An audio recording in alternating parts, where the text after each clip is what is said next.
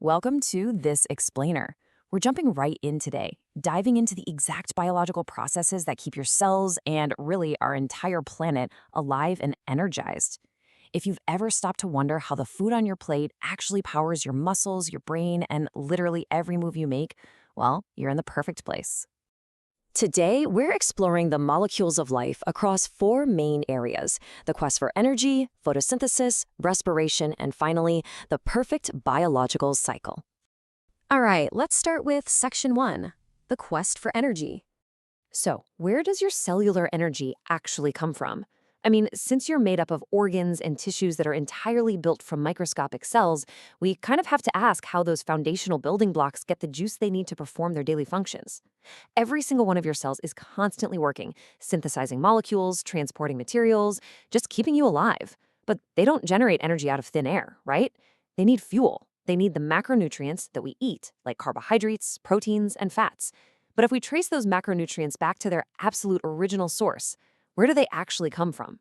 Think about your last trip to the grocery store. It's actually the perfect real-life analogy for this. You walk down the aisles, you see thousands of different products. But incredibly, whether you're buying steak, bread, or even some sugary dessert, the energy in every single aisle can be directly linked back to a plant harnessing the sun. Seriously, if you buy dairy or meat, well, those animals were fed plant-based foods. If you grab breads, cereals, or pastas, you're buying starchy grains, which are just the seeds of photosynthesis-dependent plants. Even that dessert has sucrose, a plant product. And virtually every spice in the spice aisle, they come from a leaf, root, bark, or flower. Ultimately, every single meal you consume connects right back to the power of plants. Moving right along to section two, photosynthesis, capturing the sun. Okay, so photosynthesis, it generally takes place in the leaves of plants, and it is absolutely vital to life on Earth. Why? Because it's literally the only biological process that can capture the energy radiating from the sun and actually store that solar energy inside a chemical compound. Specifically, it locks it right into the carbon-carbon bonds of a really simple carbohydrate called glucose. And that glucose, that becomes the fundamental energy source that all animals and humans rely on. There is a pure chemical elegance to the photosynthesis formula. You definitely don't have to be a chemist to appreciate what's going on here. The plant is performing this absolute miracle of nature right inside its leaves. To break that formula down into simple terms, a plant takes 6 molecules of carbon dioxide right out of the air around us. It takes 6 molecules of water pulled up from the soil through its roots. It adds a blast of the sun's energy, and it transforms those basic, everyday elements into 1 molecule of glucose, which contains the energy we all need, and 6 molecules of oxygen, which it graciously releases back into the air so we can breathe. But hey, plants aren't just making glucose as a favor to us, right? They make it for themselves to survive and reproduce. They can actually convert that glucose into starch, burying it deep in the soil in the form of seeds, roots, or tubers. Think about it. When a seed is buried in the dark soil, it obviously can't use the sun to get energy, so it breaks down that stored starch back into glucose to fuel its initial sprouting, at least until it breaks through the surface, grows leaves, and starts photosynthesizing on its own. And later on, when we eat starchy foods like potatoes or grains, our bodies digest that starch right back down into single sugars so we can use it. And this brilliantly illustrates the food chain in action.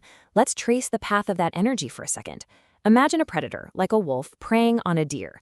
That wolf is actually at the very end of a massive cosmic energy path. It starts with atoms colliding on the surface of the sun.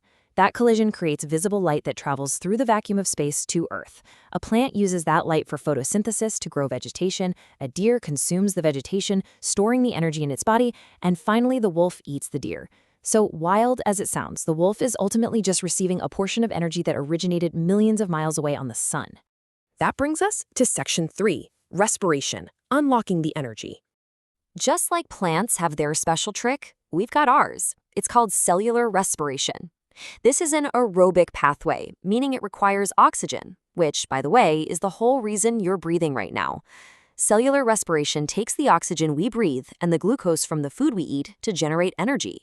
This highly complex process happens partly inside the mitochondria, which you probably remember from high school biology as the powerhouse of the cell.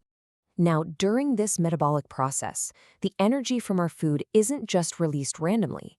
It's specifically captured in molecules called adenosine triphosphate, or ATP. Think of ATP as the ultimate biological currency.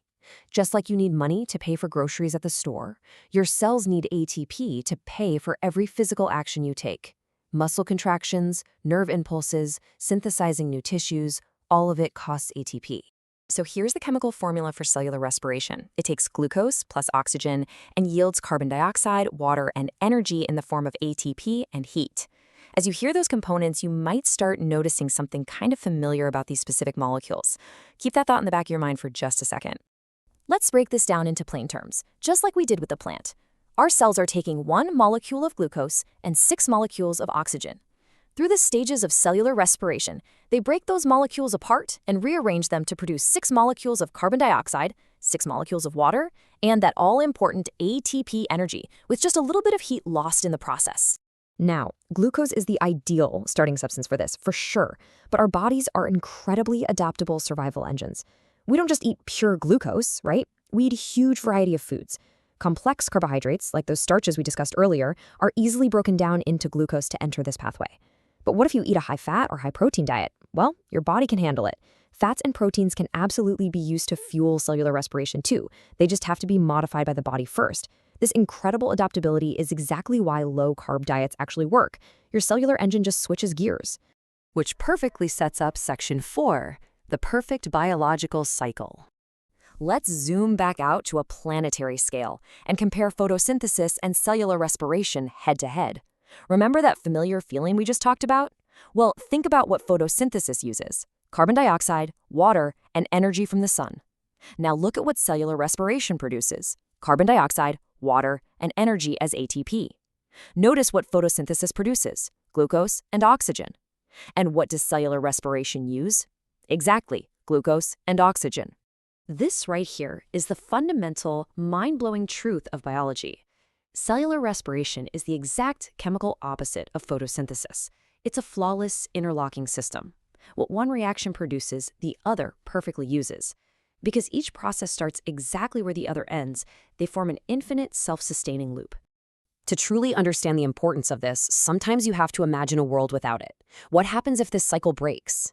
Well, if we didn't have plants utilizing the carbon dioxide that we're constantly exhaling, all breathing organisms on Earth would eventually suffocate in a toxic atmosphere.